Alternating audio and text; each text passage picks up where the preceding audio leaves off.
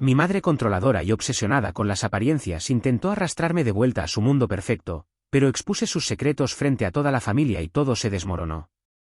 Tengo 27 años, y vivo en un pueblo medio en el estado de Washington. Crecí en una casa donde las apariencias lo eran todo. Tipo, la típica familia americana con decoraciones de temporada perfectamente alineadas, álbumes de fotos cuidadosamente seleccionados para redes sociales, cenas familiares donde todo tenía que estar perfecto aunque nadie quisiera estar ahí. Pero por debajo de todo eso, mi mamá tenía esta necesidad, ¿no? Esta compulsión de controlar cada aspecto de nuestras vidas, especialmente la mía. Yo era su proyecto, su pequeña muñeca humana para moldear, exhibir y usar como símbolo de que había hecho un buen trabajo como madre. Pero nunca fui suficiente para ella, o al menos no de la forma en que ella quería. Desde pequeña, si no actuaba como ella esperaba, si no sonreía para las visitas, si no usaba la ropa que ella me escogía, me gritaba. A veces no gritaba en voz alta, sino en esa forma pasivo-agresiva que solo una madre con problemas emocionales sabe hacer. El tipo de gritos que te taladran el autoestima sin que nadie más lo note.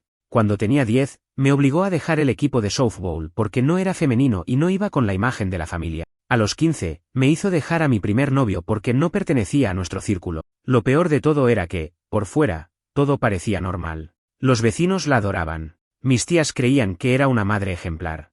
Incluso mi propio padre, que era más mueble que hombre, nunca le decía que no a nada. Pero bueno, esta historia realmente arranca el año pasado, cuando ella trató de forzarme a mudarme de regreso a casa después de que terminé una relación larga. Yo había vivido con mi ex en Spokane por casi 3 años, y cuando las cosas se fueron a la mierda, decidí quedarme un tiempo con una amiga mientras conseguía mi propio lugar. En ese momento, mi madre vio una oportunidad perfecta para reconstruir nuestra relación, sus palabras, no las mías, y comenzar de nuevo como familia. La forma en que ella lo vendía era casi convincente: solo un par de meses, puedes ahorrar dinero, te haré tu comida favorita todos los domingos. Pero sabía que no era eso. Lo que realmente quería era tenerme bajo su control otra vez. Tenerme cerca para poder moldear de nuevo esa fantasía de la hija perfecta que tanto le gustaba mostrarle a los demás. Y cuando me negué, cuando le dije que no tenía intenciones de volver a vivir con ellos, ahí empezó lo feo. Primero fue el chantaje emocional. Pensé que después de todo lo que he hecho por ti, ¿así es como tratas a tu madre cuando más te necesita? Luego vinieron las llamadas constantes, los mensajes pasivo-agresivos, y los comentarios indirectos en reuniones familiares. Un clásico de su repertorio. Pero lo que realmente encendió la mecha fue cuando empezó a contarle a la familia que yo estaba en una mala etapa, que estaba perdida, que me había separado porque yo era la inestable, que necesitaba el apoyo y guía maternal. Y claro, como todos compraban su versión perfecta de la realidad, comenzaron a acercarse a mí con esa condescendencia disfrazada de preocupación. Oye, tu mamá está muy preocupada por ti. ¿Estás segura de que estás bien sola? Tal vez sería bueno que estuvieras con tu familia un rato. Me empezó a hervir la sangre, pero aguanté. Me prometí a mí misma que no iba a explotar, que no iba a caer en su juego. Sin embargo, todo cambió en la famosa reunión familiar del 4 de julio. Ese fue el momento en que todo colapsó. Cada año, mi madre organiza una fiesta enorme en el patio trasero. Parrilla, banderas por todos lados, vecinos, primos, toda la escena de película americana barata. Este año, me rogó que fuera. Literal, me mandó una invitación impresa como si fuera una boda. Yo ya había dicho que no, pero algo en mí quería verla a los ojos, ver cómo reaccionaba si yo aparecía no como su hija modelo, sino como la versión real de mí misma, con todas las cosas que ella odia. Así que fui. Pero lo que pasó ahí, fue más de lo que esperaba. Porque esa tarde, después de unas cervezas, después de que alguien hizo un comentario sobre cómo yo necesitaba volver al buen camino, fue cuando decidí hablar.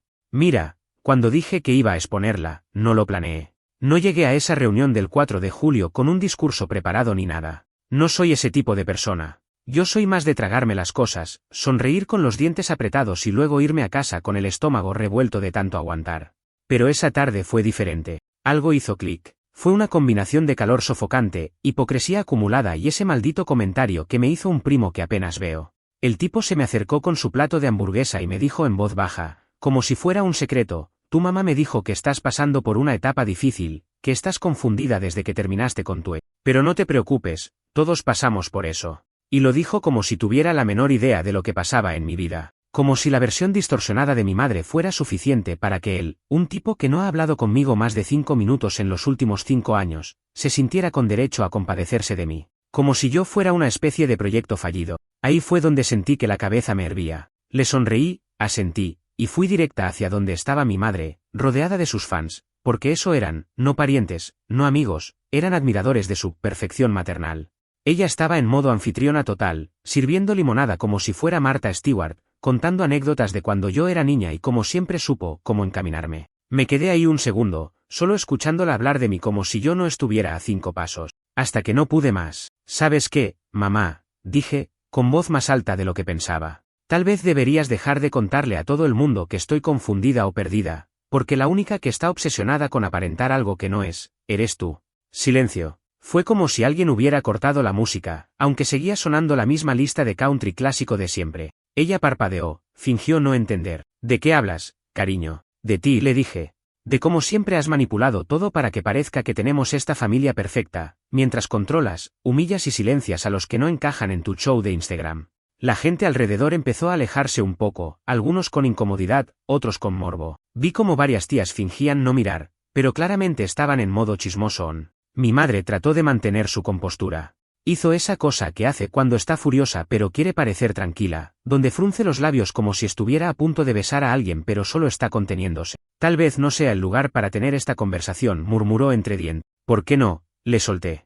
¿No es este tu evento para celebrar lo unida y feliz que es tu familia? ¿No es ese el guión que estás actuando frente a todo? Porque si vamos a jugar a la familia feliz, al menos deberíamos ser honestos sobre quién está escribiendo el guión y quién está obligado a actuar en él. Ella dio un paso hacia mí. Su voz bajó, pero estaba cargada de veneno. Estás avergonzándome delante de todo. Y ahí fue cuando me solté por completo. ¿Avergonzarte?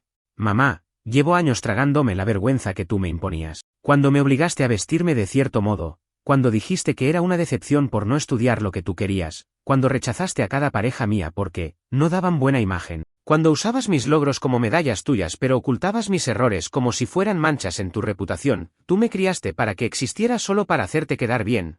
La tensión en el aire era de otro nivel. Vi a mi papá quedarse quieto a lo lejos, sin decir nada, como siempre. Mi hermana menor tenía los ojos grandes como platos. Uno de mis tíos intentó calmarme con un «hey, no es para tanto», y casi le grito a él también. Mi madre volvió a su clásica posición de mártir. Todo lo que he hecho ha sido por amor. No tienes idea de los sacrificios que hice por ti. Claro que lo hiciste por amor, al que dirán, dije. Nunca fue por mí. Fue para tu imagen. Nunca estuviste ahí cuando lo necesitaba de verdad.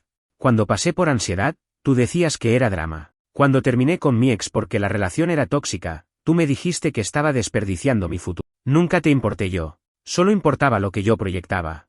Ella estaba temblando de furia, pero no podía explotar. No delante de la gente. Eso hubiera arruinado su reputación, y eso era sagrado para ella. ¿Sabes qué dije? Dándome la vuelta, yo sí me salí del guión. Y aunque te duela, prefiero ser real a seguir siendo un personaje en tu... Y con eso, me fui. No corrí, no lloré. Caminé despacio por el patio, crucé el jardín decorado con banderas y luces, y salí por la entrada principal mientras medio vecindario fingía no haber escuchado nada, aunque sabían perfectamente que esa fue la escena del año. Esa noche dormí en el sofá de una amiga, en paz, pero con una mezcla de alivio y culpa que todavía me cuesta procesar. Al día siguiente, no me desperté con resaca de alcohol, sino con resaca emocional. Dormí en el sofá de mi amiga Rachel, que apenas dijo una palabra cuando llegué a su apartamento la noche anterior. Solo me abrió la puerta, me lanzó una cobija, y me dijo, tú hiciste lo que tenías que hacer. Fue la primera vez en meses que alguien me dijo eso sin una gota de juicio. Y aún así, cuando abrí los ojos esa mañana y vi las notificaciones en mi celular, supe que el precio de lo que hice todavía no había sido cobrado. Tenía como 27 mensajes de texto. La mayoría venían de números que conocía demasiado bien, mi madre, mi tía Gina, mi hermana menor, incluso una vecina de la infancia que apenas he visto desde que me mudé. Todos con el mismo tono disfrazado de preocupación. ¿Estás bien? ¿Por qué hiciste eso? Tu mamá está destrozada. Te fuiste muy lejos. Nadie me preguntó por qué me sentí obligada a decir lo que dije. Nadie preguntó si mis palabras venían de un dolor acumulado durante años. Solo estaban preocupados por el hecho de que me atreví a decirlo en voz alta. En público. A la vista de todos. El más duro de leer fue el de mi hermana. Me escribió un texto corto, directo y frío. No sé qué querías lograr con eso, pero lograste que mamá no pueda ni salir al patio sin llorar. Quédate con tu rabia, pero no metas a todos en tu drama. Ese mensaje me dolió más de lo que esperaba. Porque aunque sé que ella también ha sufrido bajo la presión de nuestra madre, nunca se ha revelado. Siempre jugó el papel de hija perfecta, y por eso la premiaban con más libertad. Pero yo fui la rebelde, la que rompía las reglas, la que hacía preguntas. Y ahora, por haber levantado la alfombra donde todos barrían los secretos, yo era la enemiga. Pasé todo ese día con el teléfono en silencio. Rachel me llevó a comer a un sitio de bagels cerca de su casa en Tecoume y trató de distraerme hablando de cualquier cosa que no fuera mi familia. Pero igual, entre mordisco y mordisco, mi mente volvía a ese patio lleno de gente mirándome como si hubiera cometido un crimen. Me sentía sucia, expuesta, incluso culpable, hasta que Rachel me dijo algo que me pegó fuerte. Tú no explotaste por un mal día. Tú explotaste porque llevas toda una vida tragándote la mierda de los demás. Y cuando al fin dijiste, basta, todos se ofendieron porque ya no pueden controlarte. Eso me hizo pensar. Porque tenía razón. Desde pequeña me enseñaron que si algo me dolía, tenía que tragarlo. Que si algo no me parecía, tenía que callarlo para no causar problema. Que las apariencias eran más importantes que la verdad. Y ahora que finalmente rompí ese patrón, ¿yo soy la villana? Esa semana fue rara. Un silencio tenso rodeaba mi teléfono. Dejé de contestar todo lo que viniera de mi familia, incluso cuando mi madre me mandó un audio llorando, diciendo que le había roto el corazón y que no entendía por qué la odiaba tanto. Eso me dio risa. No odio a mi madre, pero ella nunca entendió que una hija que se cansa de fingir no es una hija ingrata. Es una hija agotada. Lo que sí no esperaba fue que mi papá me llamara. Sí, mi papá. El mismo hombre que ha sido un fantasma en su propia casa por décadas. La última vez que tuvimos una conversación seria, yo estaba en la secundaria y quería estudiar música. Él me dijo que debía hacerle caso a mi madre, que ella sabía lo que era mejor. Nunca más volvió a intervenir en nada importante de mi vida. Y ahora, de repente, estaba llamándome. Contesté por puro impulso. La conversación fue breve, pero suficiente para entender en qué lugar estaba él. Me dijo, en resumen, que entendía mi frustración. Que quizás había cosas que mi madre había manejado mal, pero que armar esa escena en una reunión familiar no había sido la forma. Me pidió que hablara con ella para arreglar las cosas, que la familia necesita sanar. Y ahí fue cuando me di cuenta de algo que me dejó helada. Incluso cuando admiten que mi madre no es perfecta, todos esperan que yo sea la que arregle el daño, que yo sea la que retroceda, la que pida disculpas, la que construya puentes, porque, según ellos, soy la más emocional, la más inestable, la más difícil. Nadie exige a mi madre que cambie, solo a mí. Después de colgar, fui directo al baño y me quedé mirando al espejo un rato. Me vi a mí misma, con ojeras, el cabello alborotado, la misma camiseta de hace 2 días, y pensé, ¿valió la pena? Y sí, lo fue. Porque por primera vez, lo dije todo. Y aunque ahora me quieran tachar de loca, de ingrata, de exagerada, la verdad ya salió. No pueden borrarla. No pueden reescribirla. Yo rompí la narrativa perfecta, y ahora el guión que tanto cuidaban ya no sirve. Y eso es solo el comienzo. Porque lo que pasó después, el mensaje que recibí días después de alguien que no esperaba, y la decisión que tomé, cambió por completo el rumbo de todo. Una semana pasó desde el famoso 4 de julio. Una semana entera sin ver a mi familia, sin responder mensajes, sin aparecer en redes. No porque estuviera escondida, sino porque necesitaba silencio. Me di cuenta de que cuando creces en un entorno donde tu valor depende de lo bien que encajes en la narrativa de alguien más, el simple hecho de existir fuera de ese molde ya se siente como una guerra. Así que no estaba deprimida. Estaba procesando, soltando, como quien se quita una segunda piel que llevaba toda la vida pegada. Pero justo cuando empecé a sentir ese microalivio, esa primera bocanada de aire sin culpa, recibí un mensaje que no esperaba. Era de una de mis primas, una con la que nunca fui particularmente cercana, pero que siempre estaba en las reuniones familiares, sentada en su esquinita, callada, invisible. Me decía que había visto todo en la reunión, que escuchó lo que dije, que se quedó en shock, porque por primera vez alguien había puesto en palabras lo que ella también sentía. Leí ese mensaje al menos 5 veces. Era largo, lleno de pausas, de inseguridades. Me decía que nunca se había atrevido a hablar porque su madre, otra hermana de mi mamá, también era como la mía, que también vivía para las apariencias, que también tenía ese talento enfermizo de usar el amor como una forma de control. Me contó que cuando quiso estudiar arte, la amenazaron con quitarle el apoyo económico, que cuando tuvo una crisis de ansiedad en la universidad, su madre le dijo que dejara de hacerse la víctima, y que ella nunca dijo nada porque no quería ser vista como la oveja negra de la familia, como lo era yo.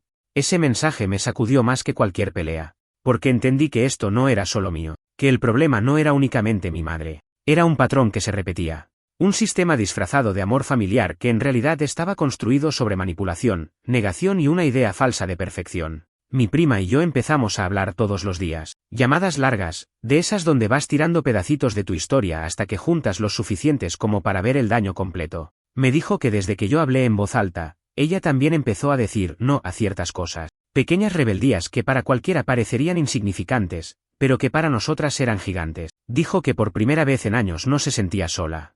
Y ahí fue cuando me cayó el 20. Mi madre no solo controlaba su narrativa, también controlaba la de los demás. Como una directora de teatro que asigna papeles a todos y te castiga si improvisas. Y la familia entera estaba llena de actores. Algunos conscientes, otros no. Algunos felices en sus roles, otros hartos y aterrados de salirse. El problema es que cuando uno se sale del guión, todos sienten que los estás traicionando, que estás rompiendo algo sagrado. Porque si tú te atreves a decir que todo es una mentira, entonces ellos tienen que cuestionar si también han estado mintiéndose a sí mismo. Y la mayoría no está lista para eso. Mi prima me confesó que cuando le contó a su madre que había hablado conmigo, le gritaron. Le dijeron que yo era una mala influencia, que me había vuelto una resentida que solo quería arrastrar a todos al barro. Y eso solo confirmó todo lo que ya sabíamos. Mientras tanto, yo seguía sin tener contacto con mi madre, solo un par de correos que ignoré. Hasta que un día, mi hermana menor me envió algo inesperado, una copia de una carta escrita a mano. Era de mi madre. No sé por qué mi hermana me la envió. Tal vez ya estaba empezando a ver otra cara de todo esto. O tal vez mi madre le pidió que lo hiciera, pensando que así me ablandaría. La carta, al principio, era lo que esperaba, puro gaslighting emocional. No entiendo por qué me odias tanto. Siempre he hecho todo por ti.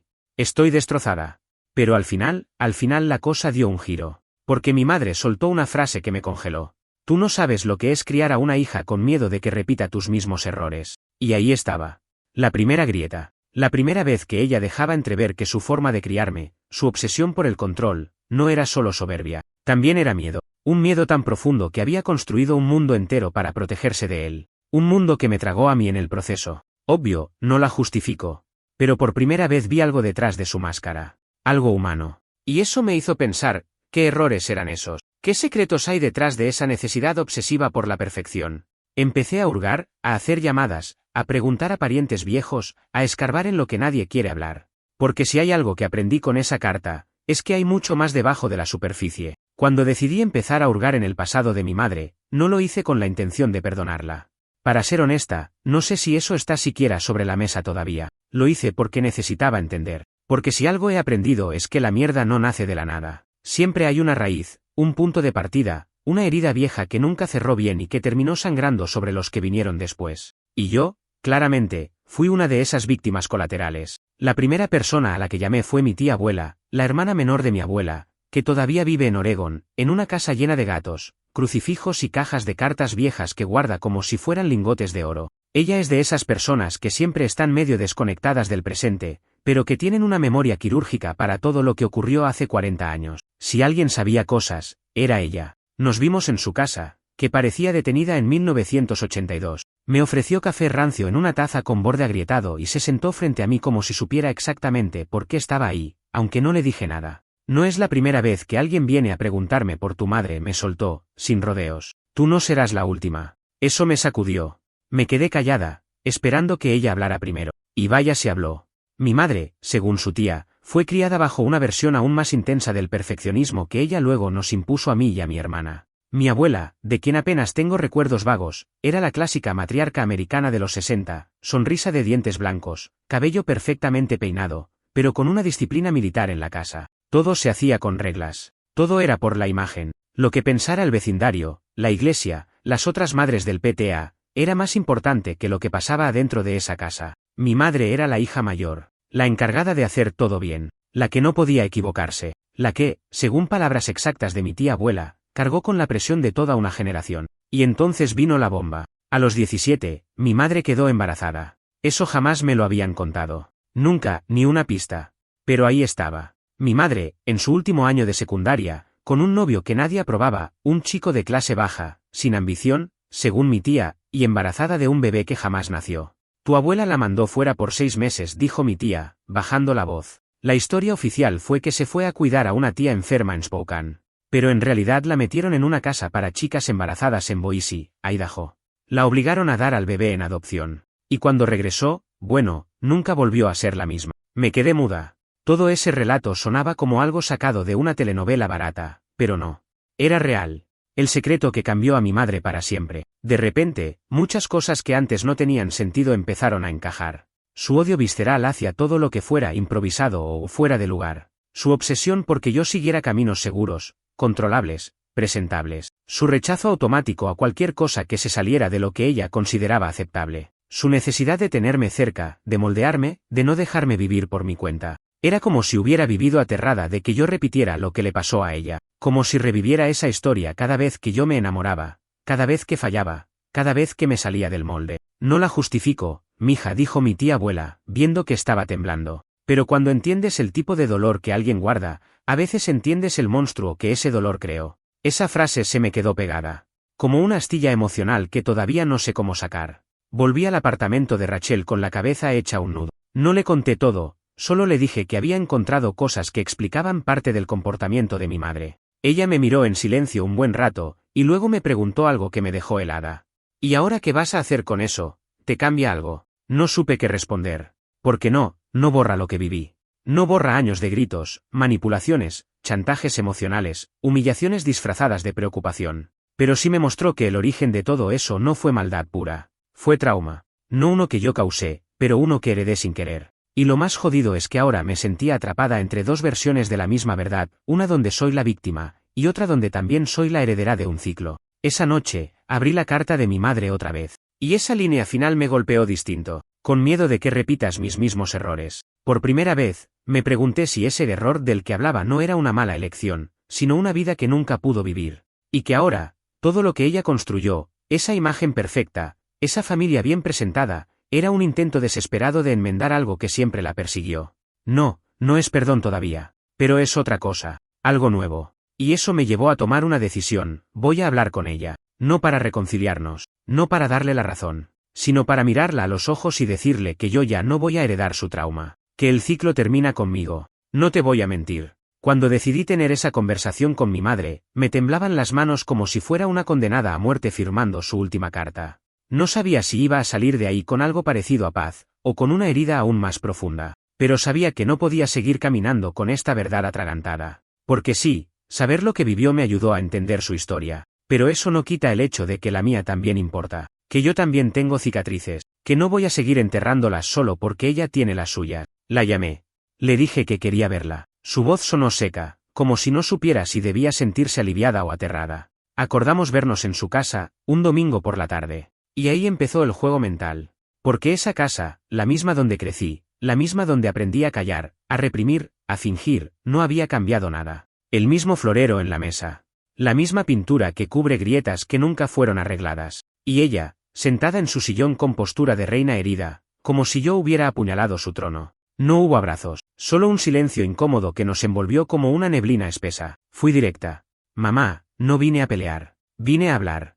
Pero necesito que me escuches sin interrumpirme. Ella asintió, cruzando los brazos. Ya sabes, la postura de quien está dispuesta a escuchar solo si tiene el control del cierre. Le conté todo. Le dije que había hablado con la tía, que sabía sobre Boise, que entendía, ahora, muchas cosas que antes no tenían forma. Su rostro cambió al instante, como si la hubieran desnudado, como si todo su sistema de defensa se desmoronara en un segundo. No sé de qué hablas, murmuró. Y eso fue lo que me rompió. No, mamá. No hagas eso. No me mientas ahora. No trates de esconderlo otra vez. No después de todo lo que ha pasado. Yo no vine aquí para juzgarte, pero sí vine para decirte que no pienso seguir repitiendo lo que tú viviste. No voy a criarme sobre un trauma heredado. No voy a vivir mi vida en función del miedo que tú nunca procesaste. Ella me miró con los ojos vidriosos, pero sin lágrimas, como si estuviera al borde, pero no pudiera permitirse caer. No entiendes, dijo. Tú no entiendes lo que era ser una chica embarazada en esa época. No entiendes lo que me hicieron hacer, cómo me hicieron sentir. Yo no podía, simplemente no podía fallar otra vez. No podía permitir que mis hijas cometieran los mismos errores. ¿Y por eso nos controlaste?, le pregunté. Por eso me trataste como una extensión de ti, por eso me hiciste sentir que cada decisión mía era una amenaza para tu reputación. Era para protegerte, gritó. Y ahí la tuve. No, mamá. Era para protegerte a ti. A tu imagen. A tu culpa. A tu vergüenza. A lo que tú no pudiste enfrentar. Silencio. Finalmente, lágrimas. No muchas, no dramáticas, pero reales. Y entonces, con una voz temblorosa, dijo lo que nunca pensé escuchar. Yo no sé cómo ser madre sin tener miedo. Nunca me enseñaron. Solo me enseñaron a esconder, a fingir, a sobrevivir.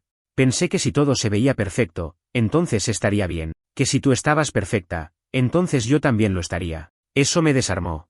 Porque por un momento, vi a la mujer detrás de la madre. La chica que fue obligada a entregar a su bebé. La hija que nunca pudo cuestionar nada. La mujer que cargó con una culpa que le dijeron que debía enterrar, pero que nunca la dejó vivir en paz. Pero igual le dije esto, con calma, sin odio. Mamá, ya no soy tu proyecto, no soy tu redención, no soy tu segunda oportunidad. Soy una persona, con vida propia, con errores que tengo derecho a cometer, con elecciones que no tienen que validarte a ti. Ella solo bajó la cabeza. Respiró hondo. No sé cómo seguir desde aquí, murmuró. Y yo le respondí lo más sincero que podía decir. Empieza aceptando que el control no es amor, que fingir no es protección, y que la única forma de sanar esto es dejar de mentirnos. Nos quedamos en silencio mucho rato. No hubo abrazos, no hubo perdones explícitos, pero algo cambió. Pequeño, apenas perceptible, pero real. Una grieta en la armadura, una puerta entreabierta. Salí de esa casa sintiéndome por primera vez en mi vida como una adulta completa, como alguien que se enfrentó a su raíz y no salió destruida, sino liberada. No sé si mi madre va a cambiar. Tal vez sí, tal vez no. Creí que después de esa conversación con mi madre, todo se iba a calmar. No como en las películas, donde hay un final feliz con abrazos y redención total, sino con esa especie de silencio incómodo que aparece cuando se dice todo lo que por años se evitó. Me equivoqué. Porque unas semanas después, me llegó una invitación. De esas que no se pueden ignorar. Una boda. La boda de mi hermana menor. Sí, esa misma que me mandó aquel mensaje helado después de la reunión del 4 de julio. No me lo esperaba, para ser honesta. Estaba segura de que me iba a borrar de su lista. Después de todo, yo era la drama queen, la que arruinó la imagen familiar. Pero no. No solo me invitó, sino que me envió un mensaje que me dejó pensando. Me gustaría que vinieras. No sé si estamos bien, pero quiero que estés ahí. Eso, me descolocó.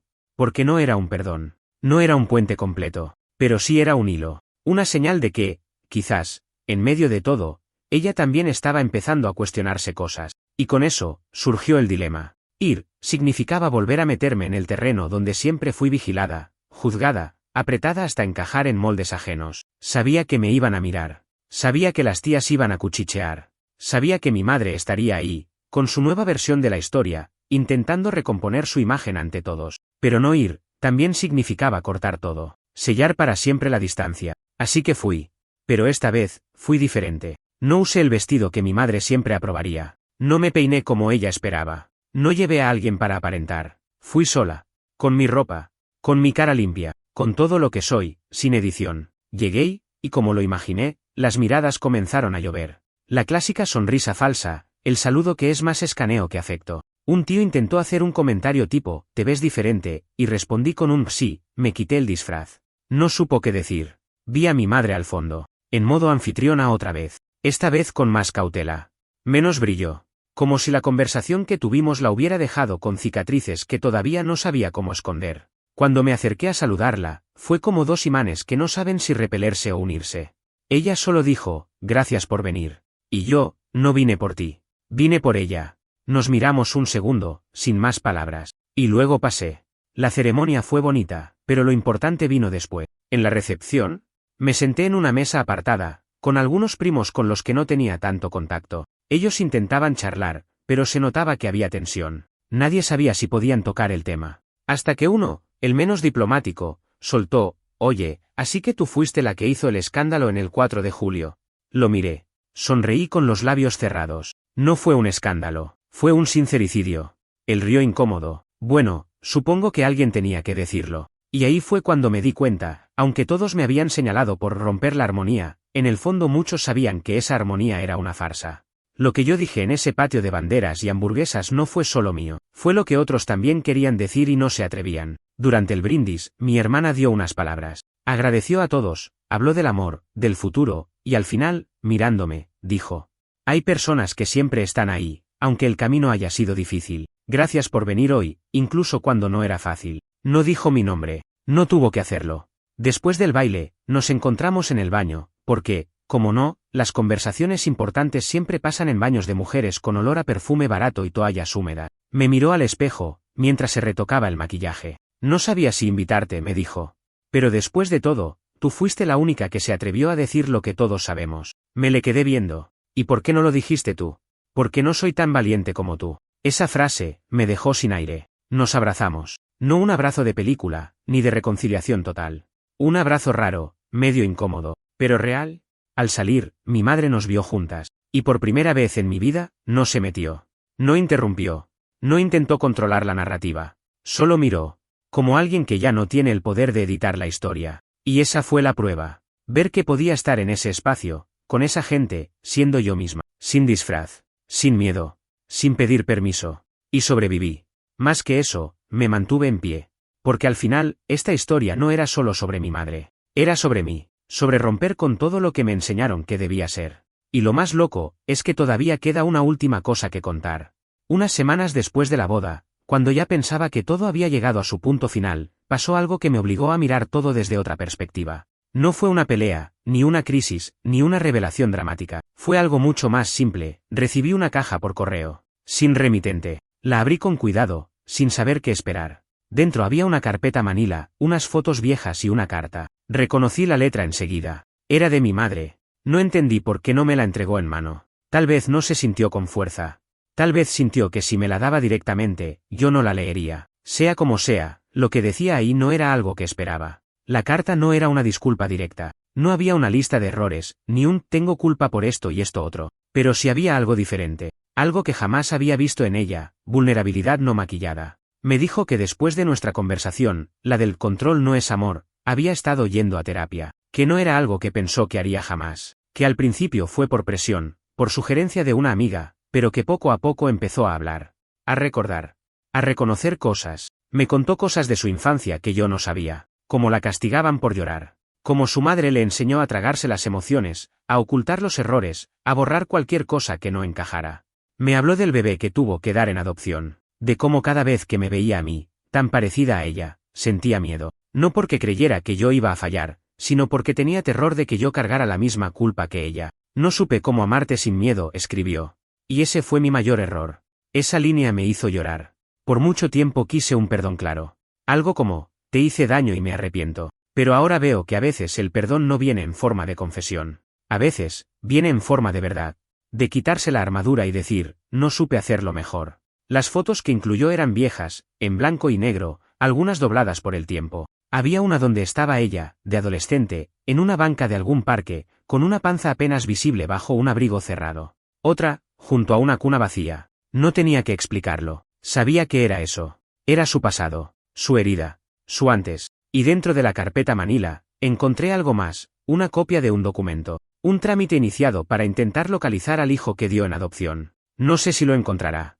No sé si él quiera ser encontrado. Pero me pareció significativo que estuviera intentándolo. Que, por primera vez, estuviera enfrentando lo que tanto tiempo enterró. Y ahí fue cuando entendí algo que cambió todo. Mi madre no va a cambiar de la noche a la mañana. Tal vez nunca se convierta en esa figura amorosa, estable y emocionalmente sana que yo necesitaba cuando era niña. Tal vez siga metiendo la pata. Tal vez siga cargando sus mecanismos de defensa como un escudo. Pero por primera vez, vi un gesto claro. Quiere dejar de transmitir su dolor. Eso me basta. Porque si algo me prometí a mí misma en esta historia, es que el ciclo se termina conmigo. No voy a vivir mi vida actuando. No voy a criar hijos bajo el peso de heridas que no son suyas. No voy a fingir que todo está bien para que otros no se incomoden. No voy a callarme para proteger la imagen de nadie. He hecho las paces con muchas cosas. No todas. Algunas todavía duelen. Algunas siguen apareciendo en forma de ansiedad cuando recibo una llamada de ella. O cuando entro a esa casa y siento que los recuerdos me aprietan el pecho. Pero ahora tengo herramienta. Ahora tengo voz. Y ahora tengo límite. Y la relación con mi madre está en una etapa nueva. No ideal, pero honesta. Hablamos, con pausas, con silencios. A veces, con tropiezos. Pero sin máscaras. Y eso, en mi familia, es revolucionario. Mi hermana y yo también estamos mejor. No íntimas, no mejores amigas, pero aliadas. Comenzamos a hablar con más verdad. A nombrar cosas. A preguntarnos esto que hacemos es porque queremos o porque nos enseñaron a complacer.